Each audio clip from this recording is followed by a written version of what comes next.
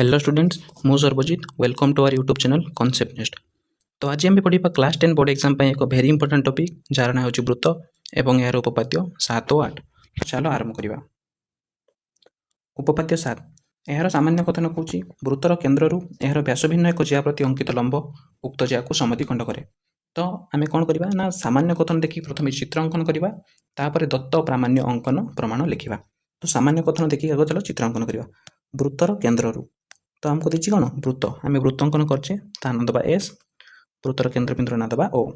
यार व्यास भिन्न एक जिया व्यास को छाड़ी आम जेकोसी गोटे जिया नवा ता ना दबा ए बी। तापर नेक्स्ट देखिए जिया प्रति अंकित लंब लंब केउटर अंकन हम वृत्तर केन्द्रबिंदु जिया प्रति गोटे लंब अंकन करवा ता ना दबा डी।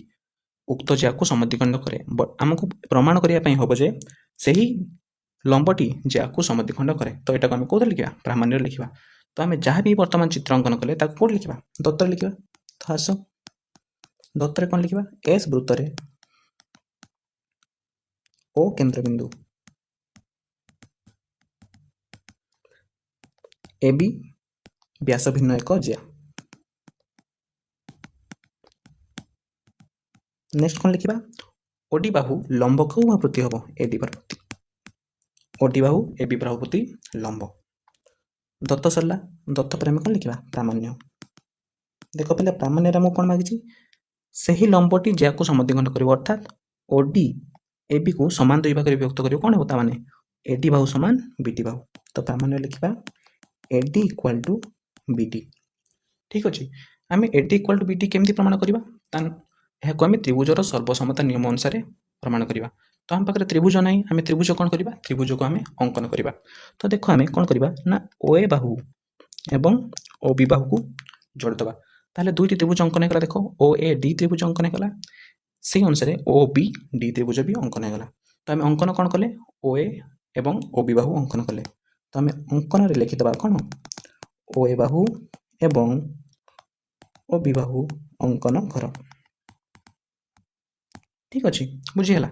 तो आम त्रिभुज मानकर सर्वसमता केमिति प्रमाण करूँ त्रिभुज मानकर सर्वसमता प्रमाण करने टोटाल 5टी नियम अच्छी। तो सेगुड़ी देखा प्रथमटी हूँ कौन बा सर्वसमता द्वितीयटी हूँ बा सर्वसमता तृतीयटी हूँ को सर्वसमता चतुर्थटी हूँ को बा सर्वसमता पंचमटी हूँ क बा सर्वसमता। जदि जेकोसी दुईटी त्रिभुज यही 5टी गोटे नियम भी पालन करते तो त्रिभुज दुटी कौन हो सर्वसम हो। जदि आम त्रिभुज दुटी को सर्वसम प्रमाण करदे तो ऑटोमेटिक कौन हो एटी बाहु सामान बीटी बाहु। तो आम अंकन करदे आशा बर्तमान प्रमाण करवा प्रमाण। तो आम कौ दुटी त्रिभुज को सर्वसम बोली प्रमाण करवा त्रिभुज ओ ए डी और त्रिभुज O B D.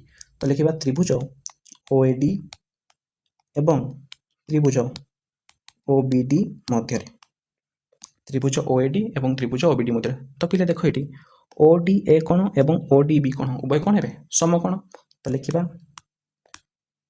O D A कोण equal to O D B कोण ओ डी ए कोण एवं ओ डी बी कोण कौन है समकोण कहीं उभय कोणर परिमाण केते डिग्री 90 डिग्री। नेक्स्ट देख पे ओ ए बाहु इक्वाल टू ओ बी बाहु।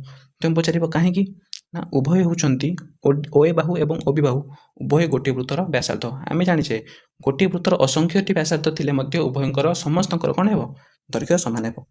तो लिखिदेवा ये गोटे वृत्तर व्यासार्ध ओ ए बाहु एवं ओ बी बाहु कौन गोटे वृत्तर व्यासार्ध। नेक्स्ट देख O D Bahu O A D त्रिभुज भी ओ डी बाहु अच्छी और ओ बी डी त्रिभुज भी ओ डी बाहु।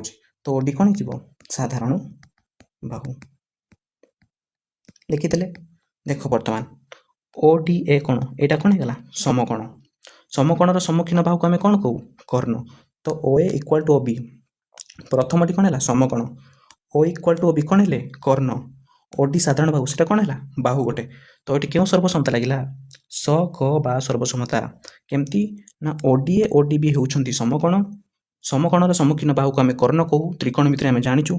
तो ओ ए बाहुटा कार सम्मुखीन बाहु समकोणर सम्मुखीन बाहु से गोटे कौन कर्ण एवं ओ डी हूँ साधारण बाहु। तो ये कौन लगे स क बा सर्वसमता स क बा सर्वसमता अनुसार त्रिभुज ओ ए डी और त्रिभुज ओ बी डी कौन है सर्वसम है। तो लिखिदेवा आम अतएव त्रिभुज ओएडी सर्वसम त्रिभुज ओबीडी सहीटा आम लिखिदेवा सकबा सर्वसमता जदि त्रिभुज दुईटी सर्वसम हेले तो ऑटोमेटिक कौन है एडी बाहु समान बीडी बाहु ता तले आम लिखिदेवा that's implies AD Bahu equal to BD बाहु आमर उपपाद्य प्रामाण्य आमको दरकार था कौन AD Bahu equal to BD बाहु तो आम प्रमाण करदे AD Bahu equal to BD Bahu proved बुझीगला पिला माने नोट कर दियो बर्तमान आम देखा प्रमेय 2.1 उपपाद्य 7 विपरीत कथन यह आम कौन कौच ना कौन सी वृत्तर व्यास भिन्न एक ज्यार मध्यबिंदु और केन्द्र को जोग करुवा रेखा उक्त ज्या प्रति लंब अटे तो सामान्य कथन देखिए आम कौन करवा चित्र अंकन करवा नेक्स्ट दत्त प्रामाण्य अंकन प्रमाण करवा तो तेल कौन सी वृत्तर व्यास भिन्न एक ज्यार मध्यबिंदु तो कौन सी एक वृत्त ना दे एस आयर केन्द्रबिंदु कौन ओ व्यास भिन्न एक ज्या ना देदेबा कौन ए बी एवं ज्यार मध्यबिंदु ना देवा कौन डी मध्यबिंदु केन्द्र को जोग करुवा रेखा अर्थात वृत्तर केन्द्र एवं ज्यार मध्यबिंदु को जोग करुवा रेखाखंड ज्या प्रति लंब हेब यह आम प्रमाण करवा प्रमाण आम कौन करवा ना ओडी लंब हेब क्या प्रति ए बी ज्या प्रति तो आम चित्र जहाँ अंकन कले आम कौन करवा दत्तरे लिखा बर्तमान टी नोटिस कर ज्यार मध्यबिंदु जदि ज्यार मध्यबिंदु डी है ताले AD Bahu equal to BD बाहु हम कि नहीं मत कह जदि ज्यार मध्यबिंदु कौन करे गोटे रेखाखंड को समान दुई भाग व्यक्त करे तो डी बिंदु जदि मध्यबिंदु है ताले एडी इक्वल टू कौन हो बीडी तो आस आम दत्त लिखा दत्तर आम लिखा एस वृत्तरे ओ केन्द्रबिंदु एस वृत्तरे ओ केन्द्रबिंदु ए बी व्यास भिन्न एक ज्या ए बी व्यास भिन्न एक ज्या डी ए बी ज्यार मध्यबिंदु D A B ज्यार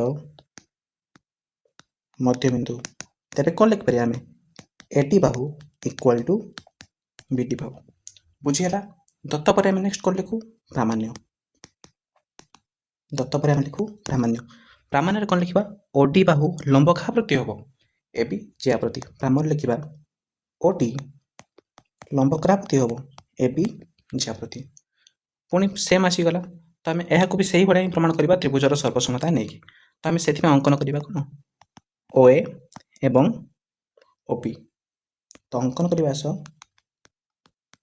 O A O B अंकन कर अंकन कौन करवा ओ ए एवं ओ बी जदि आम देख दुईटी त्रिभुज अंकन होगा त्रिभुज ओ ए डी एवं त्रिभुज ओ बी डी जदि त्रिभुज ओ ए डी और ओ बी डी अंकन होगा एवं यही दुईटी त्रिभुज को आम सर्वसम बोली प्रमाण करदे तो ये दुईटी कौन ओडीए कौन और ओडी भी कौन सामान हो कहीं ए दुहे कौन अनुरूप कौन जदि अनुरूप कौन सामान हो गले एवं आम ये दुईटी कौन प्रत्येक 90 डिग्री बोली प्रमाण कर दे पारिबा 90 डिग्री बोली प्रमाण कर दे पारिबा ताले ओडी लंब कौन हो ए बी तो प्रथम आमर टास्क कौन ये आम यही दुईटी त्रिभुज को सर्वसम बोली प्रमाण करवा तो अंकन पर आम लिखा प्रमाण प्रमाण आम कौन लिखा त्रिभुज ओएडी एवं त्रिभुज ओबीडी मध्य त्रिभुज ओएडी एवं त्रिभुज ओबीडी मध्य फास्ट पॉइंट ओए बाहु इक्वल टू ओबी बाहु ओए बाहु इक्वल टू ओबी बाहु कहीं ना ए दुहे होचंती गोटे वृत्तर व्यासार्ध ए दुहे कौन गोटे वृत्तर व्यासार्ध next AD Bahu equal to BD Bahu AD Bahu equal to BD बाहु कहीं AD Bahu equal to BD बाहु कहीं ना आम कौट पाइचु दत्तरू कहीं डी हूँ ए ज्यार मध्यबिंदु जदि मध्यबिंदु है कौन समान दुई खंड में भाग कर AD equal to BD next देख ओडी ओडी बाहु कौन त्रिभुज ओएडी भी ओडी बाहु अच्छी और त्रिभुज ओबीडी भी ओडी बाहु अच्छी तो ओडी कौन हो साधारण बाहु तो ओडी होगला साधारण बाहु ताले ये पिला माने कहले देखि क्यों सर्वसमता लगे ये देख ओ इक्वल टू ओबी बाहु सामान एडी इक्वल टू बीडी बाहु सामान ओडी साधारण बाहु तो देख ए ओ ए डी त्रिभुजर 3टी बाहु एवं ओ बी डी त्रिभुजर 3टी बाहु समस्त परस्पर कौन गले सर्वसम हो गले तो ये कौ सर्वसमता लगे बा सर्वसमता बाहु बाहु बाहु बा सर्वसमता लगे तो आम अतएव लिखिपर कौन त्रिभुज OAD सर्वसम त्रिभुज OBD ता साइड में लिखिदबा बा बा बा सर्वसमता क्यों सर्वसमता अनुसार उभय त्रिभुज द्वय सर्वसम हेले ना बा बा बा सर्वसमता। तो नेक्स्ट आम कौन करवा आम तो प्रमाण करदे उभय त्रिभुज द्वय होती सर्वसम किंतु आमको प्रमाण करने पड़ो कौन ना OD लंब AB OD लंब AB आमको प्रमाण करने पड़ो। तो त्रिभुज दुईटी जदि सर्वसम हो गले तो देख पिले ये ODA कौन एवं ODB कौन उभय कौन हो सामान हो तो लिखा ये ODA कौन इक्वाल टू ODB कौन ठीक अच्छे किंतु ये नोटिस कर गोटे सरल रेखा पर जेहेतु अच्छा ODA कौन एवं ODB कौन परस्पर कौन सन्निहित परिपूरक कौन हे परस्पर जदि सन्निहित परिपूरक कौन हेले तो उभयंकर कोणर द्वयर समष्टि केते हेबो 180 डिग्री। तो ये आम लिखिदबा ODA कौन युक्त ODB कौन इक्वल टू केते हेबो 180 डिग्री कहीं ना सन्निहित परिपूरक कौन उभय की कौन सन्निहित परिपूरक कौन जदि उभय कोणर परिमाण समष्टि 180 डिग्री एवं उभय कोण समान तेबे गोटे कोण केते हेबो ODA कोण एवं ODB कोण उभय केते हेबे 180 डिग्री बाय 2 ताले ODA कोण ODB कोण उभय केते हेबे 90 डिग्री जदि उभय कोण 90 डिग्री हे गले तो उभय कोण कोन हे गले इट लंब हे गले कि नहीं जदि उभय कोण 90 डिग्री हे गले तो उभय कोण कोन हे गले लंब। तो अर्थात दैट सिंपल हम लिखि दबा कोन OD लंब AB प्रूव सिंपल बुझेला पिला माने नोट डाउन कर दियो। वर्तमान पिला में देखिबा उपपाद्य 8 उपपाद्य 8 रो सामान्य कथन नाम कहूची गोटे वृत्तर समान दैर्घ्य विशिष्ट ज्या माने केंद्र ठारू समदूरवर्ती। तो आम प्रथमे कौन करवा ना सामान्य कथन देखिकी गोटे चित्र अंकन करवा। तो गोटे वृत्तर ना देवा आम S यार केंद्र बिंदु ना देवा O दुईटी समान दैर्घ्य विशिष्ट ज्या दुईटी ज्या अंकन करवा जो दुईटी ज्याकर दैर्घ्य कौन हेबो समान हेबो गोटे जे देवा AB एवं आ गोटे ज्या देवा CD मन रखिबा जे AB ज्या एवं CD ज्या उभयर दैर्घ्य कौन समान एवं ज्या प्रति दुईटी लंब अंकन करवा AB ज्या प्रति OE लंब एवं CD ज्या प्रति OF लंब। तो जहाँ आम चित्र अंकन कले सेटा आम कौन लिखा दत्त लिखा दत्त S वृत्तरे O केंद्र बिंदु नेक्स्ट लिखा AB और CD व्यास भिन्न दुईटी ज्या AB और CD कौन हे व्यास भिन्न दुईटी ज्या एवं AB इक्वल टू CD कहीं देखिए समान दैर्घ्य विशिष्ट ज्या दुईटी। नेक्स्ट कौन लिखा OE कहा प्रति लंब AB ज्या प्रति एवं OF कहा प्रति लंब CD ज्या प्रति। बर्तमान एटा हो गला हमर कौन दत्त दत्त पर आम लिखा कौन प्रामाण्य प्रामाण्य आमको कौन प्रमाण करने हम ज्या गुड़िक केंद्र ठारू समदूरवर्ती अर्थात OE बाहु इक्वल टू कौन हे OF Bahu OE Bahu equal to OF बाहु प्रामाण्य सरला। बर्तमान आम कौन करवा अंकन करवा कहीं अंकन करवा ना आम जानी वृत्त टपिक को आम दुईटी त्रिभुजर सर्वसमता को लेकिन सब प्रमाण करवा दुईटी त्रिभुज आने कौन कौन करने हम प्रथम दुईटी अंकन करने हम तो आम जोड़ा क्या OA एवं OC। तो देख दुईटी त्रिभुज अंकन गला गोटे त्रिभुजर ना है OAE एवं द्वितीय त्रिभुजर ना है OCF। तो अंकन आम कौन कले OA OC अंकन कर क्लियर पिला माने। तो बर्तमान आमको प्रमाण करने कौन हम OE equal to OF OE equal to OF ताप आम कौन करवा ना त्रिभुज OAE एवं त्रिभुज OCF को जदि आम सर्वसम करदे ताले कौन हो OE बाहु समान OF बाहु देखिबा आम कौन कौन सर्वसम कर पार्छे। प्रथमे देखो OEA कोण इक्वल टू OFC कोण इक्वल टू 90 डिग्री। तो उभय कोण कोण समकोण गोटे कोण आम पाइगले समकोण।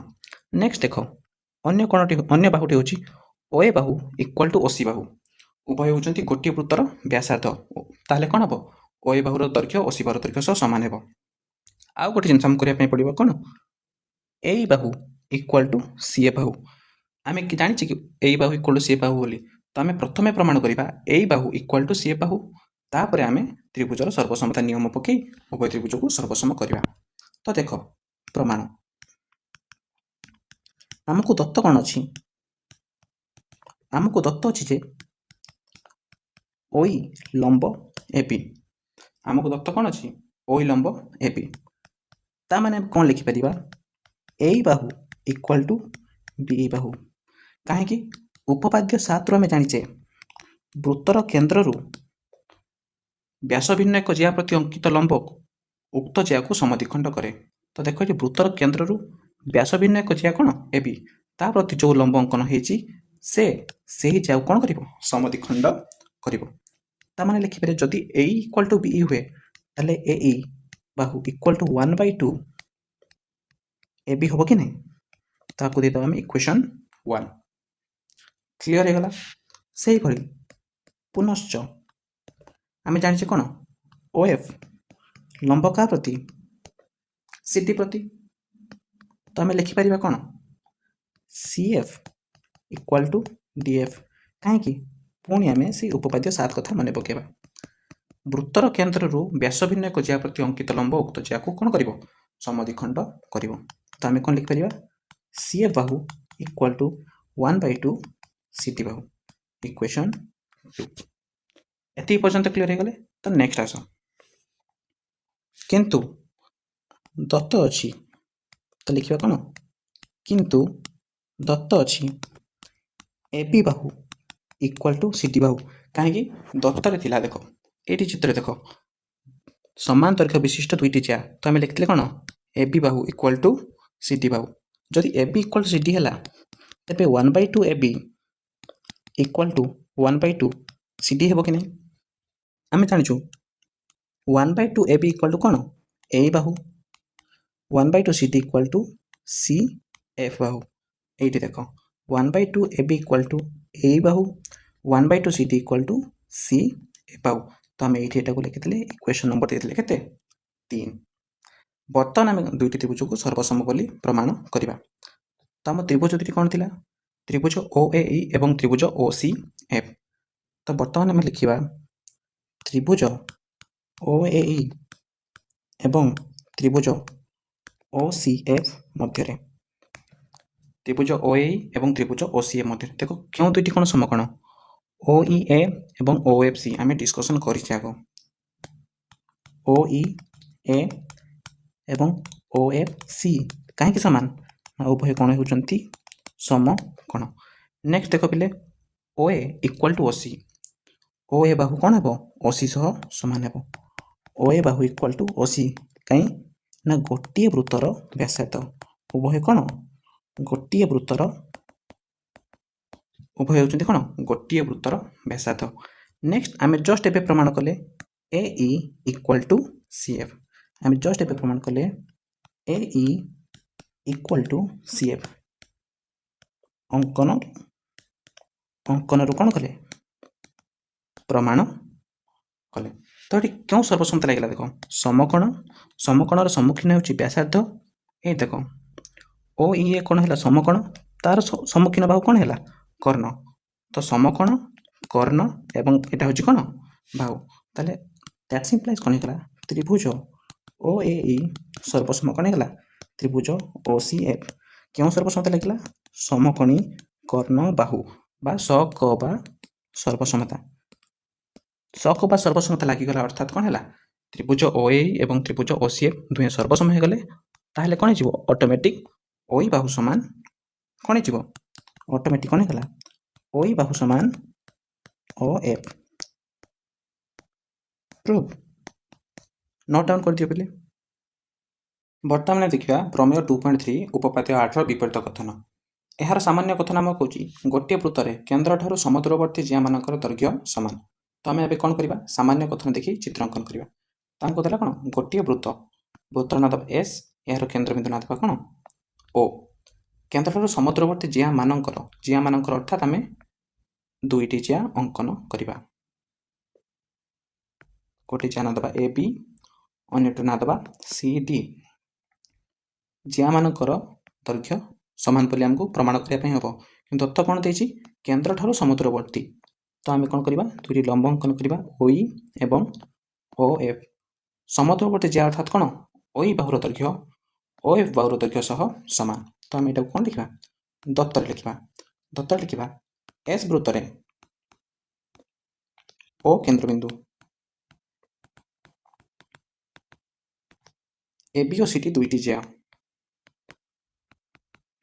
दुईटी व्यासभिन्न ज्या दुईटी व्यासभिन्न ज्या। नेक्स्ट लिखा कौन ओई लंब क्या प्रति एबी प्रति ओई लंब एबी प्रति एवं ओ एफ क्या प्रति लंब सीडी प्रति एवं केन्द्र ठार उभर दूरता कौन समान तो ओई इक्वल टू ओ एफ। ठीक अच्छे दत्त पर आमर कौन आसो प्रामाण्य प्रामाण्य कौन करवा ना जे दुईट दैर्घ्य समान अर्थात एबी इक्वल टू सीडी। ठीक अच्छे प्रामाण्य पर आम सेम अंकन करवा कहार दुईटी व्यासार्ध अंकन करवा तापर आम कौन करवा त्रिभुज दुईटी को सर्वसम करवा। तो आम अंकन करवा ओए एवं ओसी ओए ओ ओसी अंकन कर। ठीक अच्छे अंकन पर बर्तमान आम करवा प्रमाण प्रमाण देख आम ये करवा त्रिभुज ओए एवं त्रिभुज ओसीएफ को आम सर्वसम करदे आम कौन पाइबा ए बाहु इक्वाल टू सीएफ बाहु सेठू आम प्रमाण करवा कौन A B Bahu equal to CD बाहु। तो आम प्रथम कौन करवा चलो दुईटी त्रिभुज को सर्वसम बोली प्रमाण करवा। तो त्रिभुज ओ ए ई एवं त्रिभुज ओ सी एफ मध्य आम दुईटी त्रिभुज कौन त्रिभुज ओ ए ई एवं त्रिभुज ओ सी एफ मध्य देख जेहेतु लंब दुईटी उभय कौन कौन है समकोण तो ओ ई ए कोण इक्वाल टू ओ ए सी कोण कहीं उभय कोण होउछन्ति कोण समकोण। नेक्स्ट देख ओ ए इक्वाल टू ओ सी कहीं गोटे वृत्तर व्यासार्ध तो से दैर्घ्य कौन है सामान है। तो लिखिद आम गोटे वृत्तर व्यासार्ध ए दुहे कौन गोटे वृत्तर व्यासार्ध। नेक्स्ट आम कौन पाइचु ओई इक्वाल टू ओ एफ कहीं आम दत्तर पाइचु कौट पाइचु दत्त। तो बर्तमान देख ये कौ सर्वसमता लगे समकोण समकोणर सम्मुखीन बाहु कौन हे कर्ण एवं यह एक बाहु तो ये लगे कौन स ख बा सर्वसमता। तो त्रिभुज ओ ए ई सर्वसम त्रिभुज ओ सी एफ। ठीक अच्छे आम प्रमाण करते कौन त्रिभुज ओ ए ई सर्वसम त्रिभुज ओ सी एफ। जदि आम प्रमाण करदे त्रिभुज ओ ई सर्वसम त्रिभुज ओ सी एफ ताले कौन हो ऑटोमेटिक ए बाहु समान सी एफ बाहु। तो आम लिखिद कौन that implies A Bahu equal to C F Bahu. Clear बर्तमान टे नोटिस कर आम जानी कौन ओ ई लंब क्या प्रति ए बी प्रति ताहले जेहेतु लंब ताले ए इक्वल टू बी हो कि नहीं जदि ओ ई लंब ए बी है तो ए इक्वल टू कौन है बी आम उपपाद्य 7 पढ़चे वृत्तर केन्द्र यार ज्या प्रति अंकित लंब उक्त ज्या को समद्विखंड करे। तो आम लिखा दत्त अच्छी ओई क्या प्रति लंब ए बी प्रति तो दैट इम्प्लाइज कौन हो ए इक्वल टू बी आम क्यों पाइचु उपपाद्य 7 रु आम यहाँ क्यों पाइचु उपपाद्य 7 रु ताले ए इक्वल टू जदि बी है आम जाचु ए आउ बी मिसी कौन हो ए बी बाहु। तो दुईटी ए मिसी कौन हम दुईटी ए मिसी कौन हो ए बी बाहु ताको दी आम इक्वेशन 1 से भाई लिखा पुनश्च पे ध्यान देके देखो बहुत इंपोर्टेंट पुनश्च ओ एफ क्या प्रति लंब सीटी प्रति तो सेम कौन हो जदि ओ एफ लंब है सीटी प्रति ताले C F equal to D F हो कि नहीं C F equal to D F हो। तो दैट इम्प्लाइज कौन लिखा C F equal to D F कौट पाइले उपपाद्य 7 रु कहीं वृत्तर केन्द्र व्यास भिन्न एक ज्या प्रति अंकित लंब उक्त ज्या को समद्विखंड करे। जदि C F equal to D F होगा ताले दुईटी सी एफ मिसी कौन हो सी टी बाहु ये कौन इक्वेशन नंबर 2। देख आम जाने कौन ए इक्वाल टू सी एफ तो तले लिखिद आस आम जानू कौन ए इक्वाल टू सी एफ ତାହେଲେ ଉଭୟ ପାର୍ଶ୍ୱରେ 2 କ'ଣ ଦେଲେ ତାର ମୂଲ୍ୟରେ କିଛି ଚେଞ୍ଜ ହେବାର ନାହିଁ। ତ 2a ଇକ୍ୱାଲ୍ ଟୁ 2cf ହେବ କି ନାହିଁ? ତ 2a ଇକ୍ୱାଲ୍ ଟୁ 2cf। ଯଦି 2a ର ମୂଲ୍ୟ କେତେ ବାହାର କରିଛେ ab, 2cf ର ମୂଲ୍ୟ ଆମେ କେତେ ବାହାର କଲେ cd। ଆମକୁ ଦେଖ ପ୍ରାମାଣ୍ୟରେ କ'ଣ ମାଗିଛି, ab ଇକ୍ୱାଲ୍ ଟୁ cd ମାଗିଛି। ତ ଆମେ ଏଠି କ'ଣ ପ୍ରମାଣ କଲେ ଏବେ ab ଇକ୍ୱାଲ୍ ଟୁ cd। ତ ଆମକୁ ଯାହା ଦରକାର ଥିଲା ଆମେ ତାହା କ'ଣ କରିଦେଲେ ପ୍ରମାଣ କରିଦେଲେ। ବୁଝିପାରିଲ ପିଲାମାନେ? ଏହାକୁ ନୋଟ୍ ଡାଉନ୍ କରିଦେବ। ଧନ୍ୟବାଦ, ଦେଖା ହେବ ନେକ୍ସଟ କ୍ଲାସ୍ରେ।